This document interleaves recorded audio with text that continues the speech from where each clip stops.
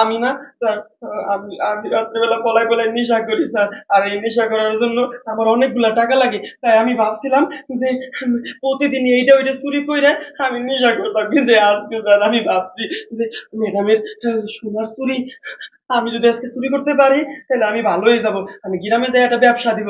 আর আমি এই কাজ কাম করবো না স্যার, আপনি আমার ক্ষমা করে দেন স্যার। আমরা গরিব মানুষ, আমার আব্বা অসুস্থ স্যার, আপনি সেই উকিল, আপনি আমার মাফ করে দেন। আমি আমি বিশেষ করে আমি আর এরকম কাজ করবো না স্যার। ম্যাডাম ম্যাডাম স্যার একটু বুঝান না স্যার, আমার পুলিশে না দেন আয় স্যার। দাঁড়া, তুই কি বললি? তুই প্রতি রাতে আমার ঘরের জিনিস চুরি করে বিক্রি করে নেশা করতি? কই, তোকে দেখে তো মনে হয় না যে তুই নেশাখোর। যাই হোক, আজকে বললি তুই আমার বালা বিক্রি করে তোর বাবা মায়ের অসুস্থতার জন্য বিজনেস শুরু করবি। তুই আমাদেরকে বললেই তো পারতি। আরে আমরা তো তোকে ছোট ভাইয়ের মতোই ভালোবাসতাম, আমরা তোর ব্যবসা ধরিয়ে দিতাম। তুই তা না করে আমাদের ঘরেই চুরি করতে বসলি।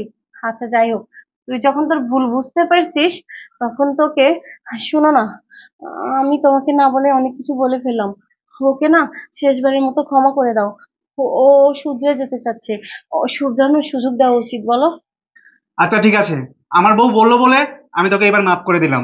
আচ্ছা শোন, তোকে আমি কিছু টাকা দিয়ে দিচ্ছি, তুই গ্রামে গিয়ে ব্যবসা করে খা। তোকে তো আমি আমার বাসায় অ্যালাউ করবো না। আর শোন, নেক্সট টাইম চুরি করার কথা মাথায় আনবি না। এখন এখান থেকে চলে যা। দাঁড়া, আমি তোকে টাকাগুলো দিয়ে দিচ্ছি।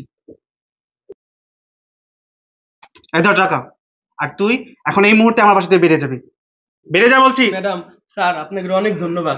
আর আমি কথা দিয়ে গেলাম, আজকের পর থেকে আমি আর এরকম সবুজ থাকবো না। আমি আর চুরি করুম না। আমি ভালো কাজ করে খাবো, আমার পরিবারে দেখবো। আসসালামু আলাইকুম। একটা কথা কি জানো তো, হ্যাঁ বল। মানুষ কিন্তু জন্ম থেকে চোর হয় না। একটা কথা আছে না, অভাবে স্বভাব নষ্ট।